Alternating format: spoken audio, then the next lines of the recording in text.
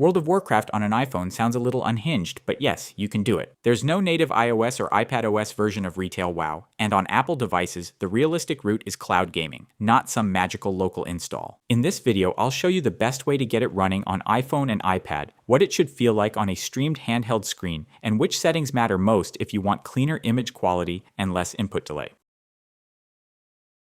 Boosteroid is the first and simplest option. It's a bring-your-own-games cloud service. You own the game on any of the stores where it's available, and Boosteroid runs it on their machines and streams it to your device. To start playing, you just create an account or sign up with Google, pick a subscription plan, and search for the game. Then you just click play for the version of the game that you own, enter your store logins, and you're in camp. If you want tap and play and nothing else, Boosteroid is where I'd start. On Boosteroid, World of Warcraft retail is very playable, but this is one of those games where the screen size matters almost as much as the stream quality. For leveling, questing, older content, and more relaxed PvE, the experience feels pretty good on an iPhone or iPad because the game is not built around constant split-second reactions. But WoW is still a UI-heavy MMO, so the smaller your screen gets, the more the interface starts trying to pick a fight with you. Latency sensitivity here is medium overall. For normal open-world play, casual dungeons, and slower rotations, a bit of cloud delay should fade into the background. For Mythic Plus, busy raid mechanics, and especially PvP, I'd be more cautious, because World of Warcraft gets a lot less forgiving when interrupts, movement, and targeting all stack on top of each other. For Boosteroid itself, I'd start at 1080p and 60 frames per second. If AV1 is available for your device, iPhone 15 and newer, use it by enabling it in your Boosteroid profile settings, because it should help keep spell effects, foliage, and distant detail from turning into mush. A strong 5 GHz Wi-Fi connection matters a lot here, and it's worth avoiding weak signal spots and background downloads, because MMOs really do punish jitter. Inside the game, keep render scale at 100%, reduce spell density and busy content, and leave projected textures on to keep floor mechanics readable. I'd also turn off dragon riding speed effects if fast movement makes the stream look smeary. For controls, touch is not the answer. A controller is much better, and WoW's action targeting, interact key, and press and hold casting options can make handheld cloud play feel much less clunky. But more on that in a bit.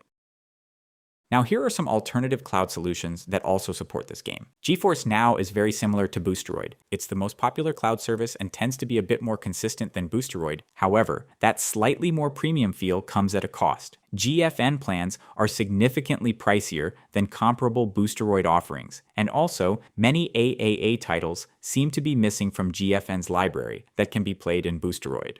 Shadow PC is the next step up, a full Windows desktop in the cloud you can open from an iPhone or iPad. You install your launchers and the game like you are on a normal PC, then stream the desktop back. It's very flexible and works for lots of games and apps, but it costs more than Boosteroid and you have to look after that virtual Windows box. AirGPU is similar but pay per hour instead of a flat sub. You rent a virtual gaming PC, install the game, and connect from iOS with a client like Moonlight. Great if you only play occasionally, but if you play a lot, the hourly and storage costs add up fast.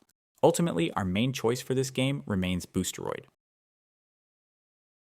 Whichever cloud route you choose, playing PC games with touch controls is mostly misery. We strongly recommend using a controller, and there's no shortage of controllers to use with an iPhone. My recommendation is getting a telescopic controller like a Backbone one or a Razer Kishi that turns your phone into a handheld, but you can also go with a full-size Bluetooth controller, especially if you want to AirPlay your phone's screen onto your TV. A quick side note here, if you do go for a telescopic controller, pay attention to compatibility. For iPhone 15 or newer, use USB-C controllers that explicitly list iPhone support. On iPhone 14 or older, you need Lightning models like Backbone 1 Lightning or Razer Kishi V2. Also avoid older Android-only USB-C grips. They may plug in, but many simply don't work properly with iOS. Now for the TV streaming option, if you'd rather play on a big screen, you can mirror your device with AirPlay to an AirPlay-compatible TV. For the lowest lag, plug your iPhone or iPad directly into the TV with a USB-C or Lightning to HDMI adapter and use your controller as normal. By the way, Boosteroid also has dedicated apps for Android TV, LG TVs with WebOS, and anything that runs on Fire OS. So if you've got any of those, you can cut out the middleman and use Boosteroid directly with your TV. So on iOS, playing this game basically comes down to picking a cloud service that fits your budget and patience level, pairing a decent controller, and making sure your Wi-Fi is solid. And if you also have a Mac and want to play the game there too, check out the video that will now appear on your screen to view the options available there.